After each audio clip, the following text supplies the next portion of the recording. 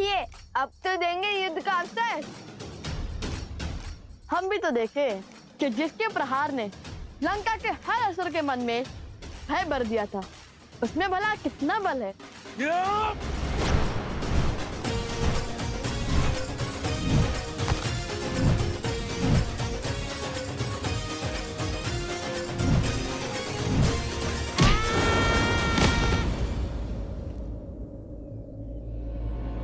खुश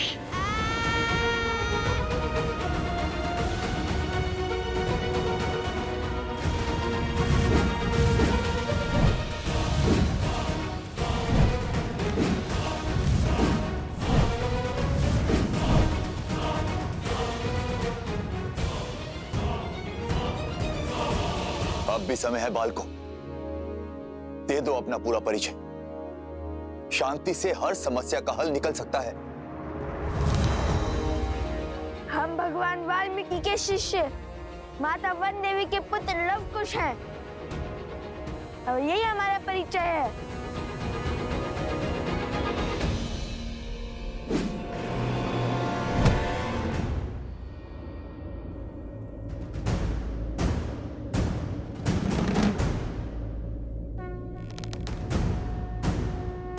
चला जा।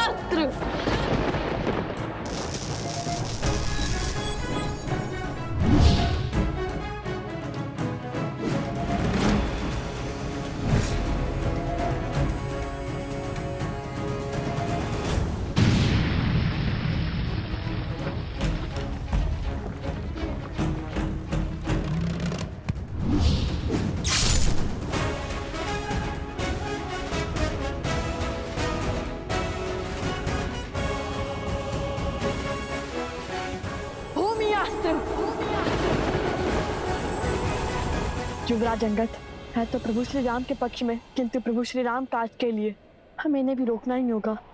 हे दिव्यास्त्र, उन्हें अधिक क्षति न पहुंचे।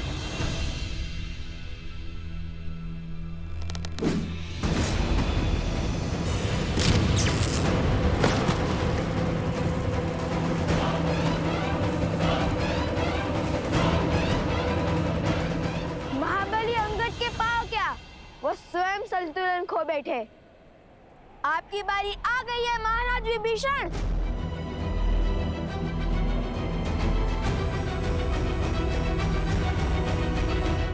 मुझे लवकुश को आश्रम लाना ही होगा। आप सब यहीं रुकिए, वो यहीं आसपास ही होंगे। नहीं वन देवी, मैं आपके साथ चलता हूँ। नहीं अवत्सरा, मैं किसी का जीवन संकट में नहीं डाल सकती। मैं अकेले ही जाऊंगी।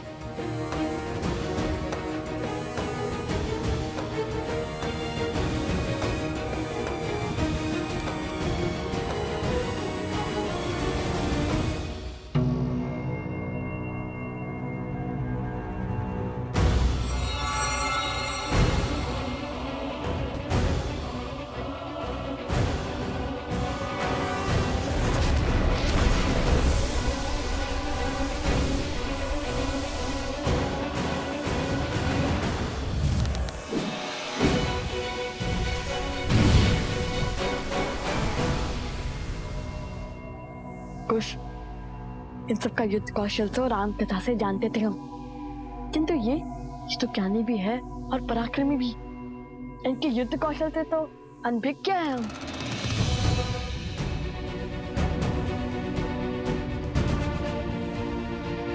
तुम्हें एक अवसर और देता हूं बालकों, अपनी हट त्याग दो। मैं प्रभु श्री राम से तुम पर दया करने का निवेदन करूंगा। इतने शूरवीरों की अवस्था देखकर भी हमें पीछे हटने का आदेश दे रहे हैं आप? निवेदन तो हमारा है। जिस प्रकार अपने भाई के हाथों लंका से निष्कासित होने के बाद श्री राम की शरण में आ गए थे आप,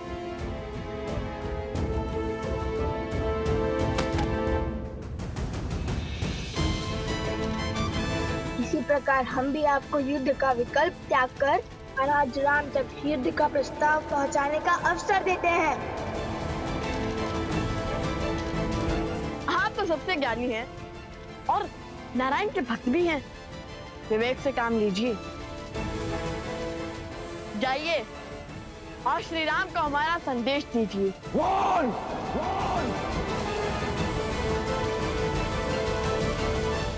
ये तो क्रोध से फुफकारने लगे और क्रोध ज्ञान पर आवरण डाल देता है और इनके ज्ञान की सौगंध तो संपूर्ण संसार खाता है। बल के साथ साथ बुद्धि के भी धनी हो बालकों।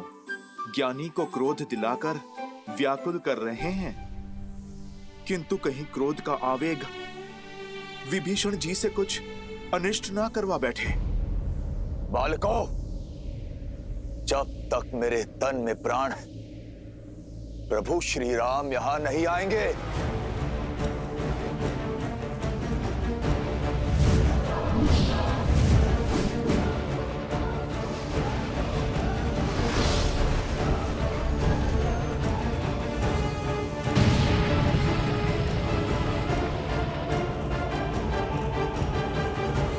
युद्ध टालने का हर संभव प्रयास किया मैंने, किंतु तुम दोनों ने मुझे विवश किया युद्ध करने के लिए।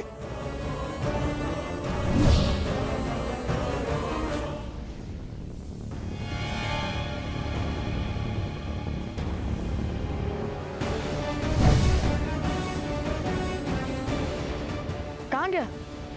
दिखाई भी नहीं दे रहा है।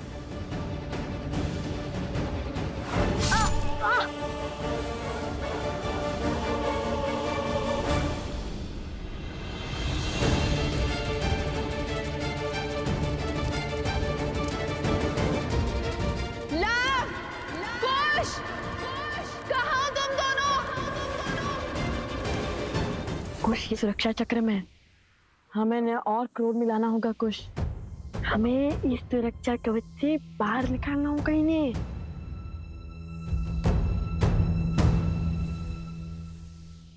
अरे भैया, तनिक सा गाँव ही तो है। मैं ना कहता था महाराज विभीषण के पास इन छोटे मोटे अस्त्रों के अतिरिक्त और कुछ नहीं है। इनके भाई ने भी इसलिए निकाल भार दिया इन्हें। अब महान धनुधर श्री राम और लक्ष्मण के समक्ष धनुष उठाने की क्षमता तो इनमें होगी ही नहीं। इन तुच्छ अस्त्रों से कौन सा युद्ध जीतेंगे? यदि इनमें इतना सामर्थ्य होता तो लंकेश इन्हें यूं जाना थोड़ी ना देते। सावधान! वो दंडी बालकों, तुम्हें लगता है मैं धनुष नहीं उठा सकता? ऐसे मेरे नहीं, आप ही के मुख से निकला है महाराज।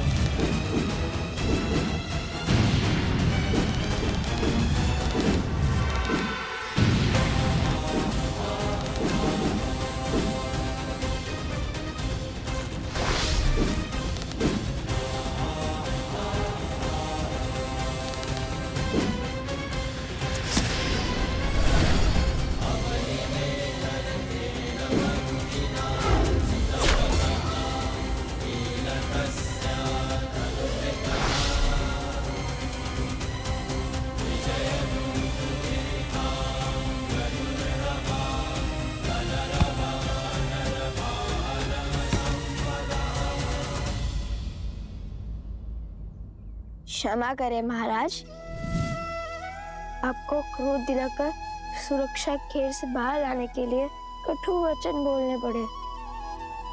अन्यथा हमारे मन में तो आपके लिए केवल सम्मान ही है। आपके मार्गदर्शन के बिना तो रावण का वध करना भी असंभव था।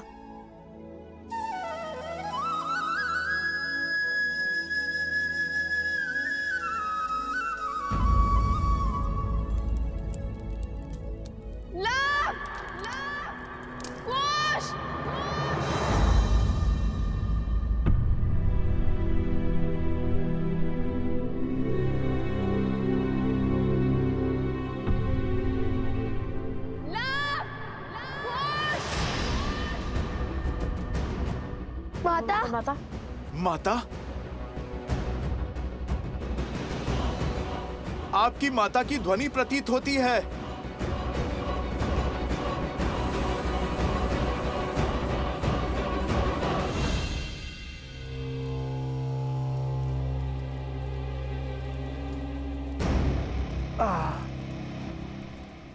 एक श्लोक में इतनी शक्ति कि कुछ शब्दों ने हमारी माया को तोड़ दिया।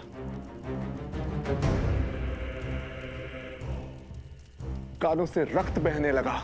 उस वानर हनुमान का श्लोक था।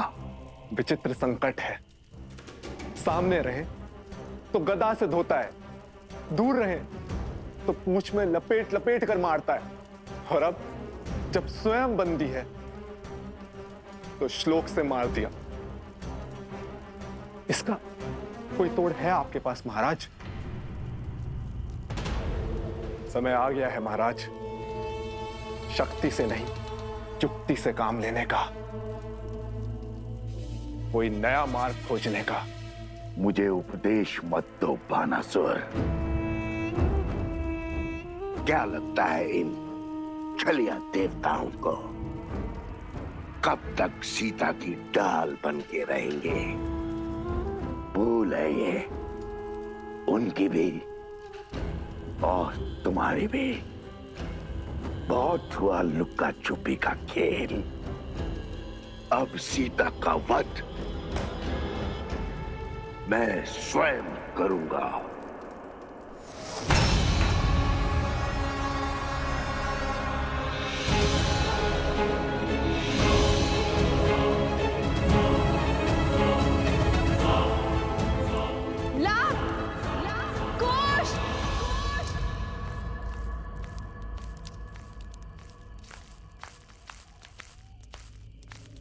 कौन है? कौन है वहां?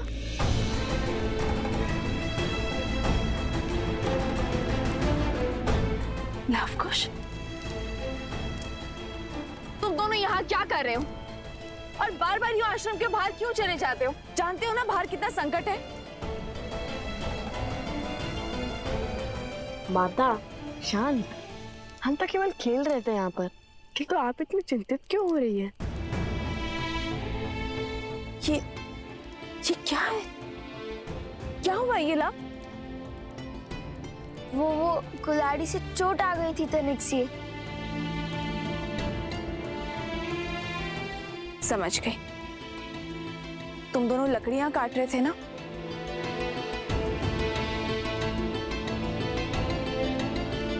माता, आप ये जली हुई लकड़ी लेकर क्यों घूम रही हो?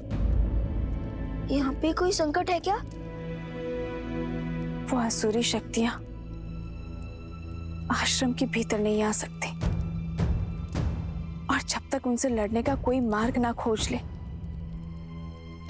तब तक तुम दोनों आश्रम के भीतर ही रहोगे। ऐसा क्या हो गया माता? आश्रम के बाहर अनाज भंडार में अग्नि लग गई थी।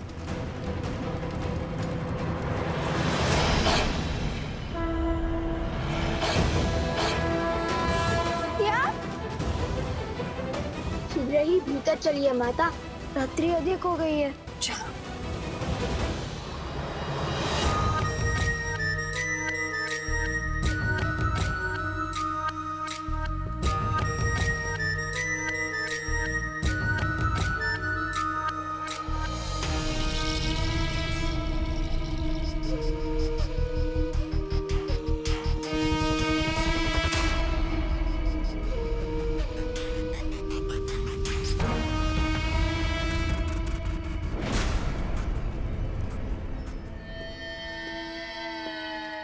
राक्षसों के महान नेता सहस्त्रमुख रावण को बहन शूर्पणखा का प्रणाम।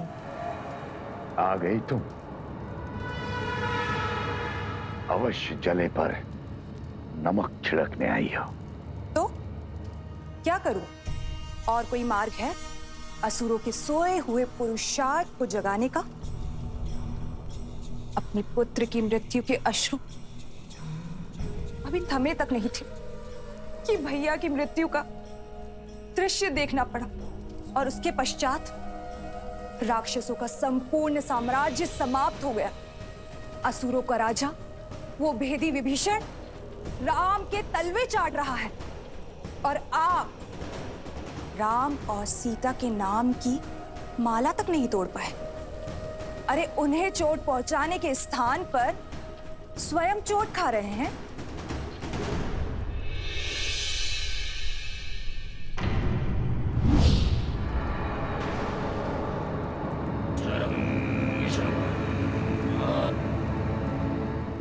यदि मुझ पर कटाक्ष करके मन भर गया हो तो जाओ यहां से। मैं तो चली जाऊंगी, परंतु राम सीता के हाथों आपकी पराजय जो समीप आ रही है, उसका आप क्या करेंगे भैया? न राम सीता का कुछ बिगड़ा, न राम राज्य का और न लवकुश का, और उस हनुमान की पूंछ का एक बाल तक आप हिला नहीं पाए। भैया, आपसे जो सीखा है पुनः वही आपको सिखा रही हूं। ये समय अस्त्र उठाने का नहीं, बल्कि धैर्य रखने का है।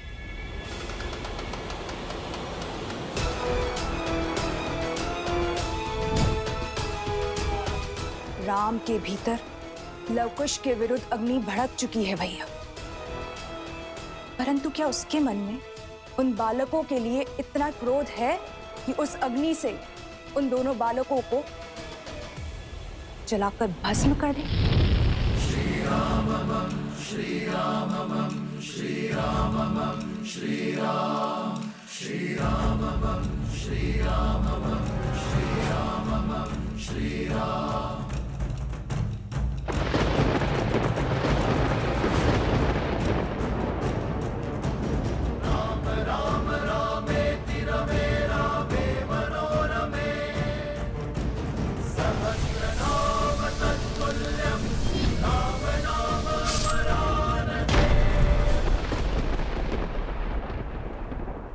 कभी नहीं सोचा था कि इस धनुष को दोबारा उठाना पड़ेगा, किंतु अब अयोध्या के गौरव के लिए इस धनुष को उठाना अति आवश्यक है।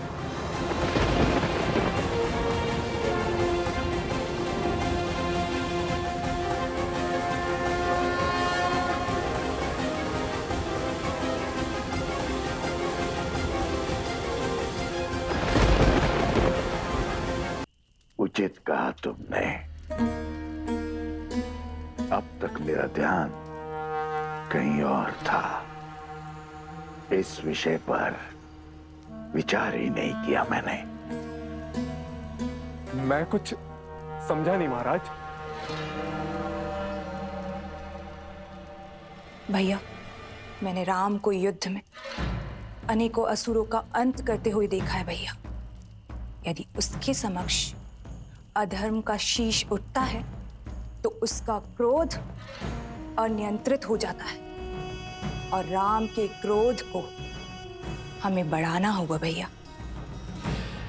कुछ ऐसा करना होगा जिससे वो चाहकर भी अपने पग पीछे ना ले पाए, और हम चुपचाप बैठकर राम परिवार के अंत का और रघुवंशी के हाथों रघुवंश की समाप्ति का आनंद उठाएं।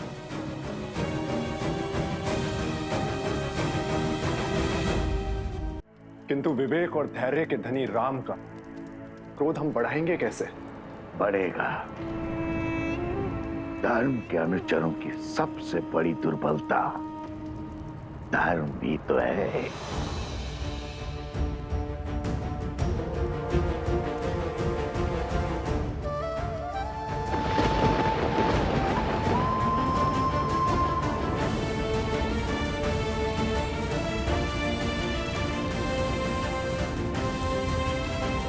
आओ राम, आओ, स्वागत है तुम्हारा।